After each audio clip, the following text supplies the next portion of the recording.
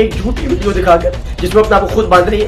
کیا کوئی باندھتے وقت اپنی ویڈیو بھی بنواتا ہے؟ جیو نے لکھا مجھے میں شیطان ہوں. میری دوسری بیوی اچھی تھی, یہ مجھے مشورہ مانگتے ہیں, چورا میں چھوڑ کر چلی گئی. پہلی بیوی بہت اچھی تھی. آپ میرے دل سے پوچھیں جو کچھ بھی پوچھنا ہے. کوئی بھی انسان 20 سال کے بعد شادی کرتا ہے تو شوق سے نہیں کرتا. رمضان ٹرانسمیشن کے لیے یہ چینل پر کہتا رہا, لیکن کسی نے مجھے کام نہیں دیا. اس ملک کے لیے میری تمام خدمات کو آپ نے چولہے میں ڈال دیا. ایک ایسی لڑکی کی کہنے میں آ کر جس کا انٹرویو لینا ہی نہیں چاہیے تھا.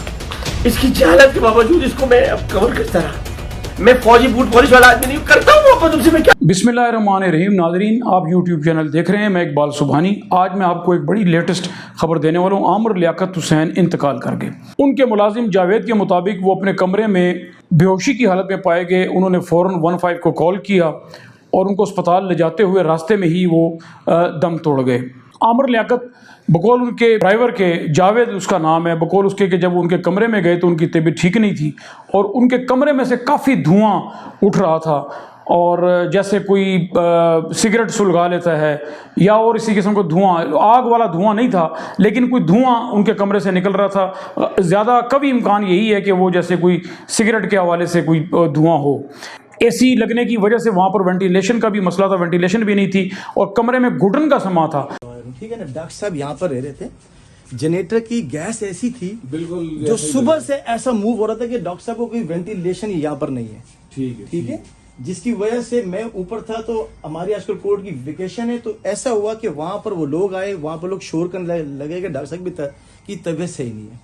ان کو پھر یہاں سے لے کے گئے, مجھے لگتا ہے وہ اسی ٹائم وہ ایکسپائر ہو گئے تھے. رات کو جب وہ کہنے لگے کہ میں عامر لیاقت کے کمرے میں گیا تو عامر لیاقت کو میں نے کہا کہ آپ کی طبیعت ٹھیک نہیں, میں آپ کو ہاسپٹل لے جاتا ہوں, مگر عامر لیاقت نے کہا کہ نہیں, مجھے آپ آرام کرنے دیں, میری طبیعت ٹھیک نہیں ہے لیکن مجھے آرام کی ضرورت ہے, مجھے نیند آ رہی ہے. یہ کہہ کے وہ کہنے لگے میں باہر آ گیا. اس کے بعد پھر صبح دن کے ٹائم تقریباً 1 بجے ان کی طبیعت کافی خراب ہوئی. پھر میں نے 15 کو کال کیا. 15 جب وہاں پہنچی تو ان کو لے کے اسپتال گئے اور وہ راستے میں ہی دم توڑ گئے. ان للہ و انا الیہ راجعون. ناظرین, میں آپ کو کچھ ان کی ذاتی زندگی کے حوالے سے بھی کچھ بتانا چاہتا ہوں. عامر لیاقت 5 جولائی 1971 کو کراچی میں پیدا ہوئے. 49 سال ان کی عمر تھی. 2018 میں پی ٹی آئی کے ٹکٹ کے اوپر رکن قومی اسمبلی منتخب ہوئے. ان کے 2 بچے ہیں, دعا عامر اور احمد عامر. اپنی سیاست کا آغاز انہوں نے ایم کیو ایم سے کیا اور ممبر قومی اسمبلی منتخب ہوئے 2007 کے اندر. بعد میں ان کے ایم کیو ایم سے شدید اختلافات پیدا ہوئے اور انہوں نے ایم کیو ایم کو خیر آباد کہہ دیا اور بعد ازاں انہوں نے پی ٹی آئی میں شمولیت اختیار کر لی.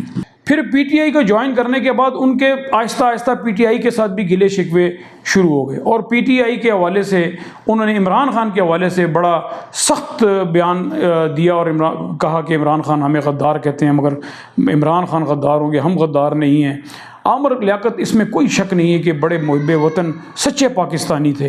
اور عامر لیاقت نے پھر بعد میں ویڈیو بھی جاری کی اور عمران خان سے معافی مانگی کہ میں نے جو کچھ کہا ہے میں اس کے لیے شرمندہ ہوں, مجھے سمجھ نہیں آئی, میں نے جذبات کے اندر بہت کچھ کہا ہے. عامر لیاقت ہمیشہ میڈیا سے وابستہ رہے, مختلف چینلز میں وہ کام کرتے رہے. عالم آن لائن ان کا سب سے مقبول پروگرام تھا جس میں وہ دینی مسائل سے آگاہ کرتے رہتے تھے, جو کافی عرصہ چلا. اور پھر اس کے بعد کوئز شو بھی کیے. بول ٹی وی کے اوپر انہوں نے ایز اے اینکر بھی کام کیا.